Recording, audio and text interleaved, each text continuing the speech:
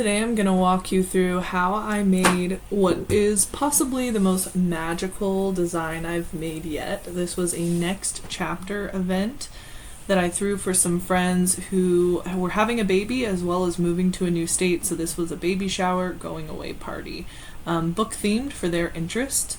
So first I grabbed my supplies. I actually had to go back to the store about 100 times to get everything that I missed or forgot or didn't think of the first time or just didn't get enough of. I actually go into nauseating detail in my blog about what exact supplies you would need to recreate this. So if you want to take a look at that, I'd go to the blog post rather than doing that here. It'll be much more easily read, all listed out on that. My blog post will be linked in the description. But I got a next chapter sign that I spray painted. You saw that in the last clip.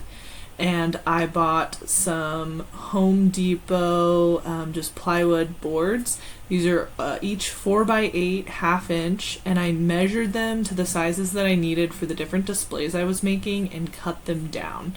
Then I sanded the edges of each of those. So what I was creating here was one that I cut down just a little bit shorter for a book wall, two that I cut down the height only, and together they made a big backdrop with some books that says next chapter. And then I cut two arches out of these, and with those arches I made two little arch backdrops with some wallpaper and wording. So all together I used 5 Home Depot boards to make 4 different display things. This is me putting the wallpaper on one of those arches that I made. So I just ordered some peel and stick wallpaper on Amazon that matched the color of my theme, and I attached that wallpaper. I actually don't show that I attached wallpaper to a second arch as well, in order to put patterns on both of these arches, and this was just really easy to use peel and stick wallpaper that fit really well onto the arch. I use a green color for this arch and then a blue color for the other, and then cut that wallpaper right down along the line of my arch. If you want to know exactly what wallpaper I use here, you can find that information in my blog as well. Next, I'm going to make some centerpieces using thrifted books.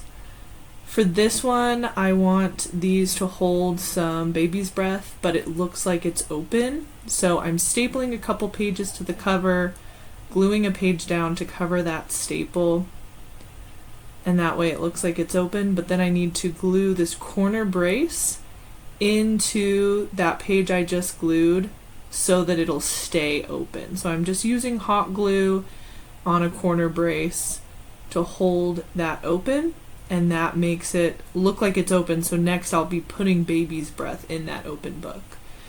I'm actually doing 2 different types of tablescapes for this design. So for the second design, I am creating a table runner that has open book pages. So for each of these, I'm tearing covers off of thrifted books, breaking the spines down the middle until they're nice and floppy. And specifically for this, I'm thrifting thinner books. There's going to be really thick books you can thrift, but you really need thinner books for this particular table runner. And it takes about 30 books per runner for a 6-foot table. And I'm just like testing it out here, seeing how they look stacked up on each other. Again, 30 books per 6-foot table runner, and you're going to want to tear off the cover and break the spine to prepare these for your runner. Once I've got all of those done, the next thing I'm doing is pouring some coffee into a plate and dipping the edges into the coffee to stain it, and then dipping the front. You don't have to dip the back, it doesn't need to be submerged. Just dip and dye the sides and the front, and then you let those dry so that they're nice and stained for the right look. Then I started working on the book wall. I forgot to take a video, but I took a little picture of me sitting on it halfway done. And then I had a friend come over. I actually had multiple friends helping fold some of the books on the book wall. The way I determined which books to fold was just I found the ones that were least full naturally. So the ones that kind of didn't fluff well when they were stapled on, I just folded those and made those be the ones that needed some design, and it wound up looking really nice. And then here I'm gluing together some pages that are going to hang from the kitchen, and we are ironing some tablecloths, putting up some flowers on the backdrop. This is finally day of prep. All the details matter, so flat tablecloths absolutely matter in the final design. 10 out of 10 recommend taking the time to iron your linens before putting them on the table. It makes all the difference. Next, I ordered these baby's breath garlands and I left them in the fridge too long. I don't think they normally look this much like a log. So what I did is I fluffed it with my fingers and I sprayed it with blue floral spray. This is what it looks like laid onto the books, and to make it look more organic, we're adding some additional sprigs of baby's breath throughout this table runner. And these are just loose sprigs that we're using all throughout the event, being added specifically to the edges and a lot to the top as well, so it looks more organic, more natural, more alive. I think it would have fluffed better if I hadn't left it in the fridge so long. I think that was just user error, but it still wound up looking lovely.